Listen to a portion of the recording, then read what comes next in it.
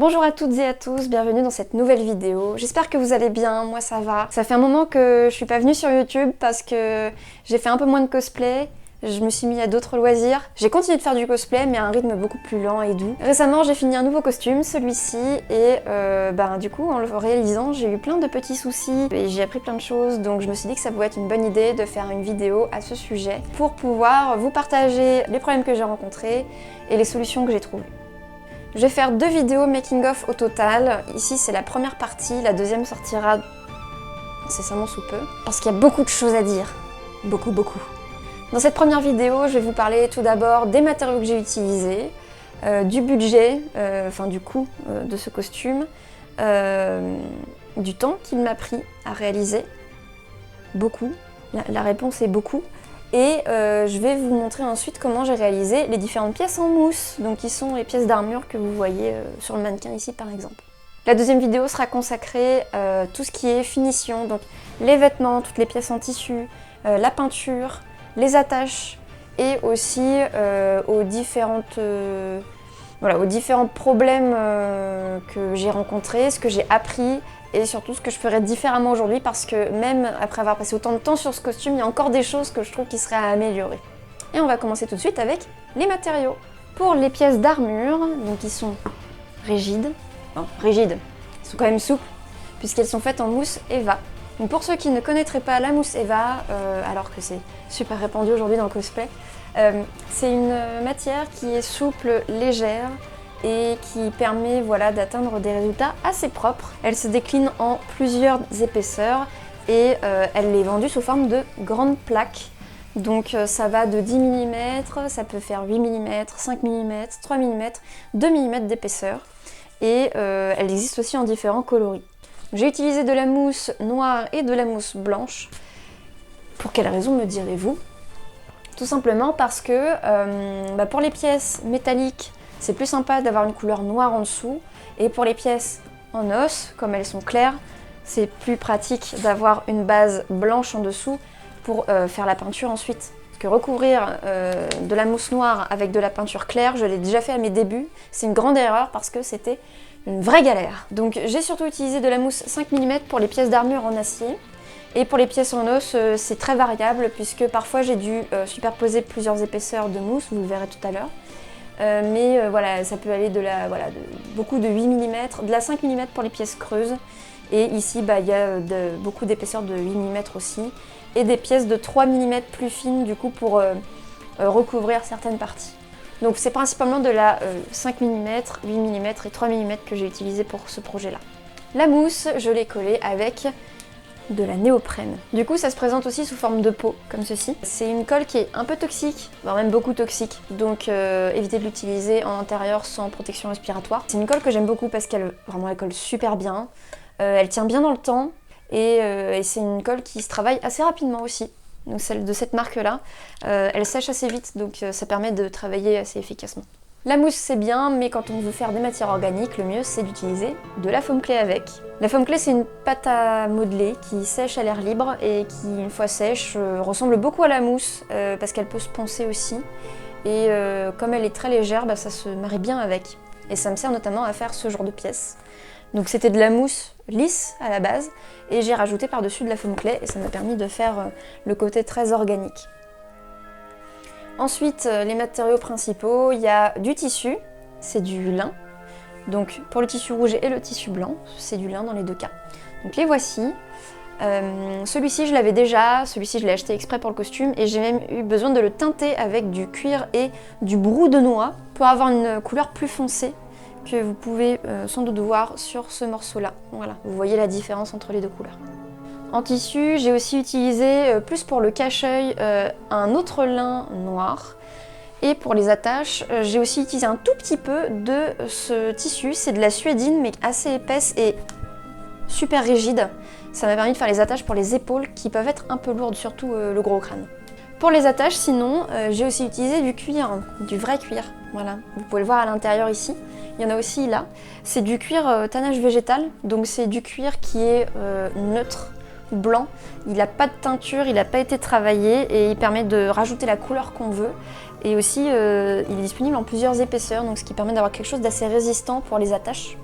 J'ai utilisé des rivets pour le fixer et j'ai aussi utilisé des petits anneaux en métal comme celui-ci pour avoir une accroche pour passer ensuite une sangle dedans par exemple ou une ficelle pour pouvoir l'accrocher sur mon épaule. Je vous montrerai ça plus en détail dans la deuxième vidéo. Au niveau des autres petits matériaux, il y a des petits yeux en plastique, des petits yeux qui bougent là, je m'en sers pour faire les rivets. Ceux-là ils sont en mousse, mais il y en a que j'ai fait avec les petits yeux en plastique. Et j'ai aussi utilisé un truc que j'avais jamais utilisé avant, ça s'appelle des vis Chicago. Je vous montrerai ça tout à l'heure quand je parlerai des jambes, mais c'était pour faire les genoux articulés. Dernier matériau, je l'oublie un peu parce qu'il est vraiment très discret sur le costume, c'est du Worbla. Je l'ai utilisé pour rigidifier certaines pièces qui devaient être articulées. Au niveau des peintures, super important aussi, j'ai utilisé du Flexi Paint pour sous-coucher mes pièces en mousse et des peintures pour aérographe ainsi qu'un aérographe pour peindre par-dessus, donc peindre les os et faire les ombrages sur les parties en métal. Puis après, je suis allée au pinceau avec d'autres peintures pour faire les petits détails, mais c'était vraiment du travail de précision sur la fin. J'ai utilisé un peu de velcro aussi sur certaines parties pour les fermer, parce qu'il n'y avait pas la place de mettre du cuir. Alors j'aime bien parler budget cosplay parce que y a plein de gens qui pensent que ça coûte vraiment très très cher. Ici c'est un costume qui est assez gros avec plein de matières différentes. C'est surtout ça qui augmente le coût. Après je fais clairement pas partie des gens qui font les costumes les plus chers parce qu'il n'y a pas énormément d'électronique, il n'y a pas de prothèses, il n'y a pas de tout ça, ni de mécanique. Donc ça va. Mais en tout cas sur un costume comme ça peut ne pas coûter trop cher. Certaines matières, je les avais déjà à la maison, donc j'ai fait une estimation, notamment pour la mousse. Avec toutes les mousses différentes que j'ai utilisées, j'ai compté à peu près 100 € de mousse au total. C'est pas du tout exhaustif puisque c'est une estimation, parce que j'ai utilisé plusieurs mousses de plusieurs épaisseurs différentes et même de plusieurs couleurs différentes. Après, j'ai utilisé, comme je l'ai dit, de la foam clay,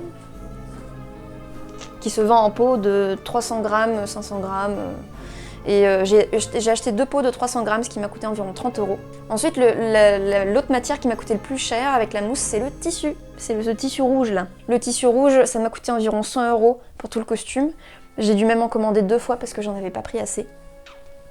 Le cuir, ça va, c'était pas le plus cher puisque c'est juste pour des petites sangles là et pour les attaches des spalières. Donc je compte environ 20 € de cuir et de teinture. Je compte pas les outils parce que les outils pour le cuir ça coûte cher mais ça tient dans le temps. Donc je considère que c'est un peu comme les épices en cuisine, on les compte pas dans le budget.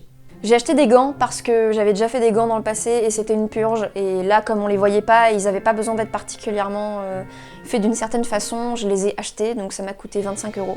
Et les vis Chicago que j'ai mentionnées pour l'articulation des genoux, ça m'a coûté dans les 20 €. J'ai dû en acheter de 2 longueurs et j'en avais besoin d'une vingtaine, donc c'était deux petites boîtes de vis Chicago. Au total, du coup, les matériaux, j'ai estimé environ 300 €. Sachant que ça peut être complètement réparti dans le temps. On peut faire la partie couture, étendre ça sur plusieurs mois, et ensuite passer à la mousse, mais du coup investir dans les trucs pour la mousse pendant qu'on fait la couture. Enfin voilà, ça peut tout à fait être réparti dans le temps et donc au final être amorti plutôt facilement.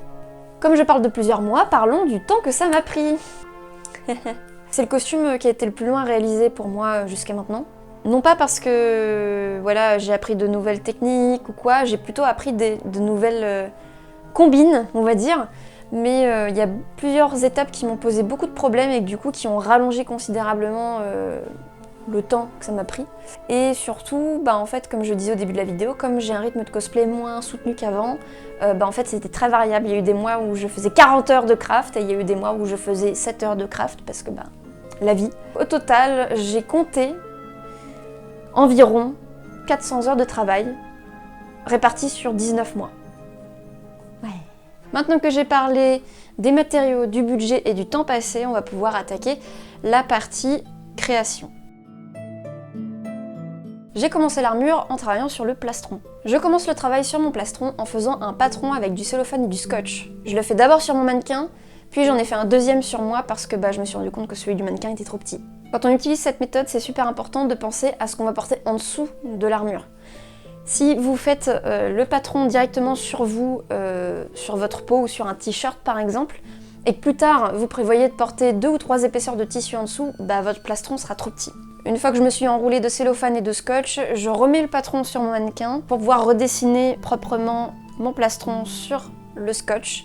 Au fil du dessin, Je réessaie le patron sur moi pour vérifier que ça arrive au bon endroit par rapport au bras, par rapport au cou, par rapport au ventre. Et une fois que je suis contente, je l'enlève pour le découper. Je commence par découper tout le contour, éventuellement je l'essaye une dernière fois pour être sûr, et après je sépare les différentes pièces. J'ai donc reporté mes patrons sur de la mousse d'épaisseur 5 mm et de densité 125. Quand vous faites votre patron en scotch, si vous avez des pièces qui sont bombées, n'hésitez pas à refaire des petites découpes dedans, voire à les séparer entièrement en plusieurs morceaux pour pouvoir mettre les pièces bien à plat, sinon vous ne pourrez pas les reporter sur votre mousse après. Pour les pièces qui forment l'avant du plastron, avant de les coller, je vais les thermoformer, donc j'utilise un décapeur thermique pour les chauffer un petit peu, puis je les applique sur une balle que j'ai qui est en mousse, qui est pas trop grosse, ce qui me permet de vraiment donner une forme bombée aux pièces, et ça permettra d'avoir une belle forme sur le plastron ensuite. Je colle ensuite mes pièces avec la colle néoprène dont j'ai parlé tout à l'heure. L'important quand on colle des pièces avec des courbes, c'est de bien prendre son temps pour éviter d'avoir des décalages ou des problèmes d'alignement entre les pièces. Après avoir tout assemblé, j'ajoute des renforts aux endroits qui me paraissent un peu fragiles. Pensez surtout au moment où vous allez vouloir fermer votre plastron et peut-être tirer un peu sur certaines pièces. Soit ça peut se décoller, soit pire encore ça peut se déchirer. Donc je rajoute des renforts avec une mousse très fine, 2 ou 3 mm, pas plus. La partie en haut qui est blanche, ce sera pour accueillir les dents, et elle est en épaisseur 3 mm. En parlant des dents, les petites dents sont faites de plusieurs épaisseurs de 8 mm, 2 seulement je crois, qui sont collées les unes sur les autres, puis taillées avec un cutter et poncées à la Dremel. Pour les grandes dents, par contre, elles sont creuses, donc j'ai utilisé de la mousse 5 mm et j'ai fait des petits patrons en papier avant pour tester la forme, la taille. Sur chaque dent, il y a eu un travail de sculpture avec la Dremel quand même pour créer des petites irrégularités, que ce soit le long des arêtes ou pour leur donner la forme. Je colle les dents sur leur base avec toujours de la colle néoprène, et une fois cela fait, j'utilise de la foam clay. Le but de la foam clay, ça va être de créer une surface un peu irrégulière à la base des dents pour que ce soit pas trop lisse, et surtout pour créer l'effet mâchoire dans laquelle les dents sont enchâssées. Pour mettre l'accent un petit peu sur les côtes, j'ai dessiné les 4 morceaux, j'ai reporté sur de la mousse d'épaisseur 8 mm, puis je les ai collés individuellement sur une base, donc comme je disais, de 2 mm. Au niveau des petites bordures que vous voyez là qui ressortent, c'est de la mousse d'épaisseur 3 mm que j'ai découpée en très fines bandes, ça doit faire 5 mm de large je crois. Et ensuite j'ai poncé les bords pour que ce soit un peu arrondi, et j'ai tout collé à la main. Comme vous pouvez le voir, les petits rivets sont aussi faits en mousse. J'ai terminé avec un petit coup de Dremel pour faire le battle damage, et le plastron était prêt pour la peinture.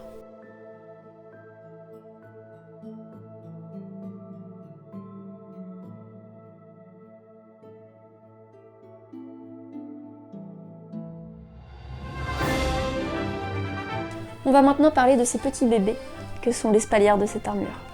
Elles ont une place spéciale dans mon cœur parce que je trouve que c'est un peu la pièce maîtresse du costume et je les trouve vraiment beaucoup trop classe. Pour faire une pièce en 3 dimensions très organique comme ça, ce que j'aime faire c'est créer un gabarit avec du carton et du papier aluminium. Comment j'ai procédé? J'ai fait d'abord la silhouette du profil de la pièce, puis j'ai rajouté du carton pour faire l'épaisseur de la pièce quand on la regarde de face ou du dessus. Et à partir de là, j'ai utilisé de l'aluminium que j'ai froissé, collé, et j'en ai mis plein en appuyant à certains endroits, etc.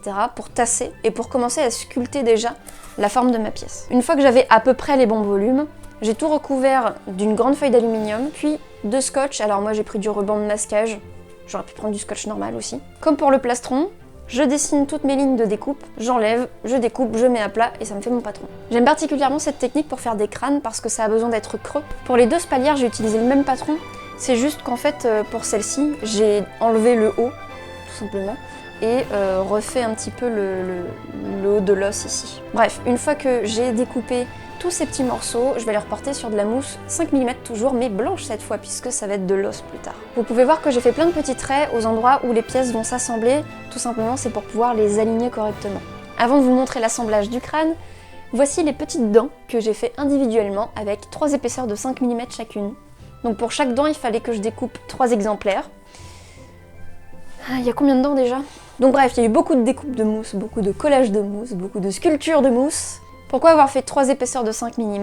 C'est pour que celle du milieu soit un peu plus courte et pour pouvoir venir en fait emboîter les dents sur la base de 5 mm que j'ai fait pour le crâne. Ensuite j'ai poncé chaque petite dent comme pour le plastron, sauf que celles-là elles sont beaucoup plus petites, donc beaucoup plus galère à tenir avec la ponceuse. Et pour éviter de me perdre et de les mélanger, comme elles avaient chacune toutes un petit peu une forme différente, je les ai mis ensemble en fait dans différents petits gobelets. Après les avoir poncés avec le gros grain de la Dremel, je repasse sur chacune des dents avec un embout beaucoup plus lisse. Et en fait c'est une petite pierre très douce mais qui va venir lisser la mousse.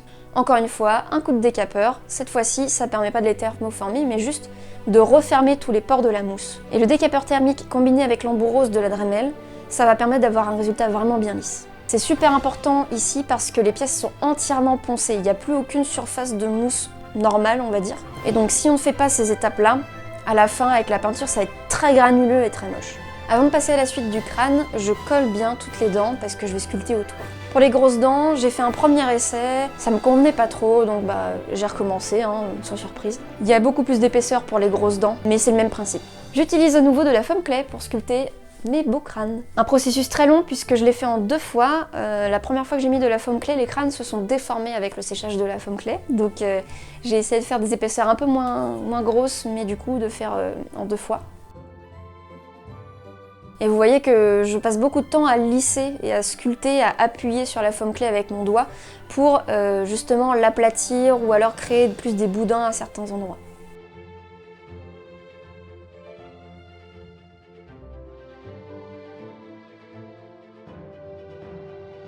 Et une fois que la foam clay était sèche, j'ai tout poncé avec la Dremel. Comme j'ai fait plusieurs coups de foam clay, et la jonction entre les différentes épaisseurs de foam clay était pas très propre, et aussi la jonction avec les bords de la pièce. Parce que j'ai pas recouvert les bords de la pièce de foam clay, j'ai vraiment arrêté la foam clay au bord de la mousse. Et aussi pour ajouter un peu de texture. Que oui, je voulais que ce soit lisse, mais je voulais pas que ce soit parfaitement propre, évidemment. Attention, la foam clay ça fait beaucoup de poussière et très fine et très collante aussi, pire que la mousse.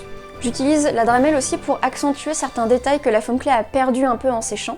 Ça peut être des crevasses, ça peut être des bosses, ça peut être des petits trous aussi. Vous pouvez voir que j'utilise différents embouts pour différents styles de détails. J'ai pas vraiment filmé le résultat final avant peinture, je l'ai filmé que en format vertical. Du coup c'est très zoomé, mais vous pouvez avoir un meilleur aperçu de la pièce une fois qu'elle est terminée. Chose que je n'ai pas du tout filmée, une fois que j'ai fini de faire la foam clay, la finition, tout ça, j'ai rajouté des épaisseurs de 2 mm à l'intérieur de mes crânes pour leur redonner leur bonne forme parce que ça s'était complètement écarté. Et aussi pour faire je vais appeler ça la gencive, mais le bord de la mâchoire autour des dents à l'intérieur du crâne. Pourquoi se prendre la tête alors que c'est à l'intérieur, me direz-vous? Tout simplement parce que l'intérieur on peut le voir, vu que c'est creux. Je vous ai montré la plupart des techniques de craft avec la mousse au début avec le plastron. Donc là je vais plutôt parler de la façon dont j'ai créé les différentes formes un peu complexes. Pour les bras, au niveau des coudes, j'ai réutilisé le même patron que pour l'armure héritage parce que c'était grossièrement les mêmes, sauf au niveau de la pièce qui fait l'intérieur du coude. J'ai commencé par faire l'arrière du coude avec le patron qui était déjà prêt, ça c'est facile. Pour faire la partie un petit peu complexe, j'ai encore une fois utilisé la technique du carton et de la sculpture en aluminium, sur laquelle j'ai mis du scotch après pour faire mon patron. J'ai sculpté le volume avec le petit creux au milieu, et j'ai fait ça en 2 morceaux, la partie creuse et la partie extérieure. Vous pouvez voir d'ailleurs que j'ai aussi fait plusieurs essais pour avoir la forme que je voulais. Comme la pièce est symétrique, j'ai sculpté que la moitié de la pièce. D'abord, je découpe les 2 longues bandes qui font le dessus et le dessous de la pièce. Vous pouvez voir que j'ai aussi découpé des petits creux à l'arrière des pièces pour pouvoir plier la mousse sans la couper entièrement. J'ai dû découper la mousse d'ailleurs avec un angle biseauté pour pouvoir assembler les pièces avec le bon angle, parce que comme vous le voyez, ça fait de belles arêtes. Après, je prends les 2 petits morceaux qui forment le creux et je les colle ensemble. Et pour l'assemblage final, je colle les 2 longues bandes ensemble et ensuite je viens rajouter les petits creux. Une fois que les creux sont ajoutés, je viens refermer la pièce au milieu. Et voilà du coup avant et après. L'ancienne et la nouvelle version. Une fois que c'est assemblé, je vais rajouter des petits liserés blancs dessus comme vous pouvez le voir et faire du battle damage sur l'arrière des coudes.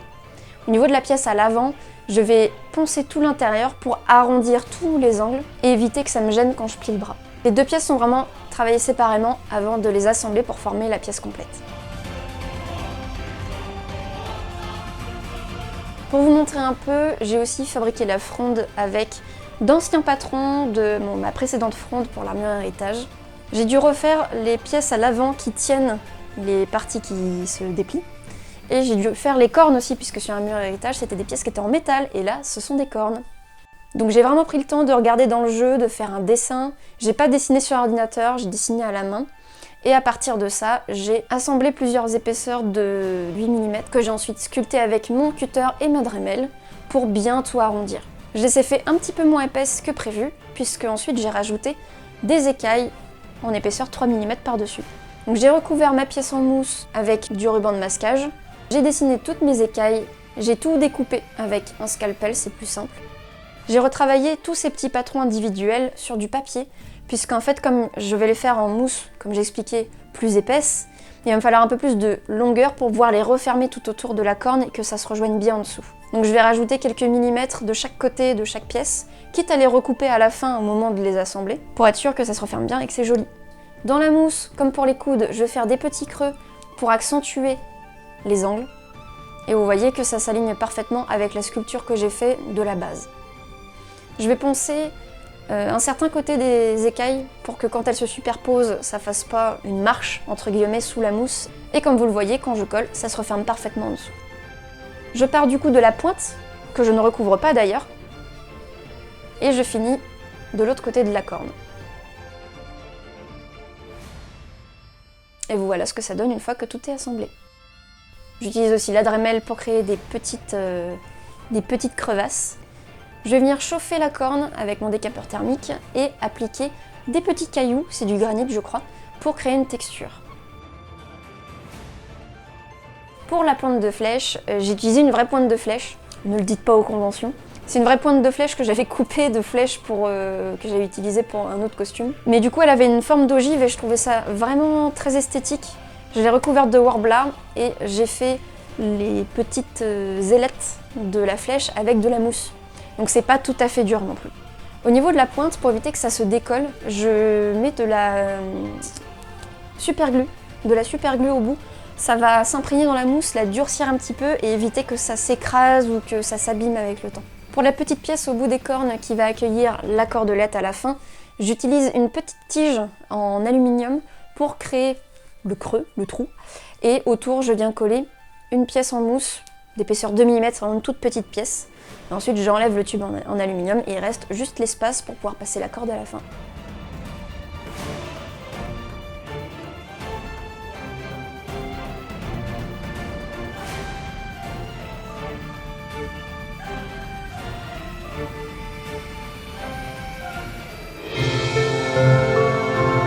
Pour la ceinture, j'ai encore utilisé la méthode de superposition d'épaisseur. Cependant, la première épaisseur, je l'ai fermée dès le départ pour que toutes celles que j'ajoute autour l'aident à garder sa forme. Ensuite, j'utilise un cutter pour enlever le plus gros. L'idée, c'est que ce soit un peu arrondi à la fin. Faites attention quand vous faites ça à ne pas enlever trop de matière, parce que l'idée, c'est de poncer ensuite pour finir le travail. Si vous enlevez trop de matière à ce moment-là, vous allez avoir un résultat qui n'est pas propre après ponçage parce qu'il y aura plein de trous créés par le cutter. Une fois que j'ai bien lissé ma pièce, j'utilise la tête en forme d'ogive sur la Dremel pour venir créer de petites rainures le long de chaque côté de la ceinture pour créer une espèce de forme de vertèbre un peu comme dans le jeu. Je fais aussi la pièce à l'arrière en superposant des épaisseurs de mousse. Rien d'incroyable, ponçage pour l'arrondir, etc., etc. J'utilise un autre morceau en créant une rainure au milieu pour créer les différentes formes et les différents reliefs de cette pièce. Et après, pareil, j'utilise la méthode de superposition comme sur les cornes de la fronde. Je fais aussi cette méthode pour faire les différents morceaux ajoutés sur la ceinture. On parlait de vertèbres, donc il faut qu'il y ait des morceaux distincts. Et je vais utiliser de la mousse 3 mm pour ajouter juste des petites feuilles de mousse par-dessus ma base et créer cet effet de relief. Et pour les morceaux qui descendent de la ceinture, même méthode que pour les dents, plusieurs épaisseurs, on retire l'excès avec le cutter, puis on ponce longtemps avec la Dremel. Encore une fois, ces pièces sont entièrement poncées, donc surtout il faut bien veiller à utiliser le deuxième embout plus lisse après pour vraiment avoir un résultat propre. Pour la pièce à l'avant, j'ai rien filmé, je devais être un petit peu trop dans le rush je pense. C'est encore une fois la même méthode, j'ai superposé plein d'épaisseurs pour la pièce centrale ici. Et pour les espèces d'ailes, c'est de la mousse 3 mm, c'est un seul morceau. La pièce centrale était collée dessus après. Et j'ai remis des épaisseurs pour créer le contour plus épais ici.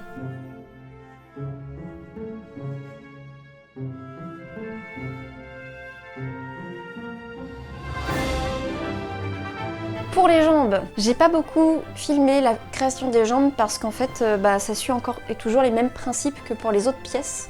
Retenez simplement que pour les cuisses, c'est un tube. Pour les mollets, c'est un tube, donc c'est pas des pièces qui s'ouvrent, j'ai juste à les glisser sur ma jambe. J'ai fait un patron encore une fois avec du cellophane et du scotch parce que c'est des pièces qui sont très près du corps. Là où je vais donner plus de détails, c'est pour les genoux. Les genoux sont assez particuliers puisque quand on regarde bien dans le jeu, en dessous en fait il y a 4 écailles en acier qui sont articulées comme sur les armures médiévales et par-dessus un crâne à l'envers qui pareil s'ouvre ou se ferme au niveau de la mâchoire en fonction de l'orientation du genou. Parce que c'est pas assez compliqué comme ça déjà. Pour faire les petites écailles qui sont articulées, ça a pris beaucoup de temps, beaucoup d'essais. J'ai fait des essais avec de la mousse 3 mm et c'est ce que j'ai gardé pour les pièces finales. Ça permet d'avoir une mousse qui est pas trop épaisse mais en même temps qui est suffisamment rigide. Je l'ai en plus doublé avec du Worbla noir pour augmenter la rigidité et éviter que ça se déforme et faire en sorte que ça s'articule comme il faut au lieu de se barrer dans tous les sens. Donc j'ai découpé les différentes écailles, je les ai assemblées avec des vis Chicago et j'ai testé jusqu'à ce que l'articulation se fasse comme je voulais. Donc vous pouvez voir que les genoux sont aussi articulés avec la cuisse, encore une fois avec des vis Chicago. Et voilà à quoi ça ressemble avec le reste des pièces pour la jambe. Et comme vous pouvez le voir, ça me permet de plier la jambe jusqu'en bas. Pour les crânes, pareil, j'ai pas beaucoup filmé, mais c'est globalement la même démarche que pour les crânes qui forment les spalières. Pour articuler les crânes, j'ai utilisé aussi des vis Chicago, mais elles sont plus longues que les autres. Voilà pourquoi. En fait, j'ai réussi à aligner l'articulation des crânes avec l'articulation des plaques. Ce qui fait que j'utilise une seule vis Chicago à cet endroit-là pour à la fois l'axe des genoux, des crânes, pardon, et l'axe des plaques. Voilà. Même quand la pièce est finie, c'est toujours démontable. Avant de faire la foam clay, j'ai percé les crânes, j'ai mis la vis et j'ai sculpté à la foam clay par-dessus. Ce qui fait que de l'extérieur ça se voit pas, et à l'intérieur, j'ai mon axe pour mon articulation. Donc d'abord, j'assemble les deux mâchoires ensemble.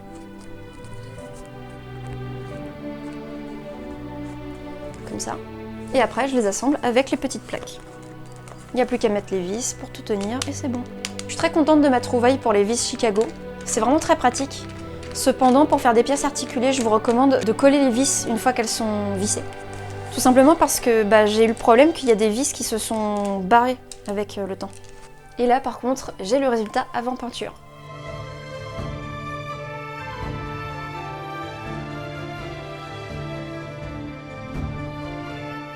Cette vidéo fut longue, mais j'ai pu vous montrer un petit peu le détail de toutes les pièces d'armure qui constituent ce cosplay. J'espère que ça vous a plu, que vous avez appris des choses. N'oubliez pas qu'une deuxième vidéo arrivera dans les prochaines semaines qui détaille le reste du costume. Merci d'avoir regardé cette vidéo, n'hésitez pas à aller voir les autres, et je vous dis à la prochaine.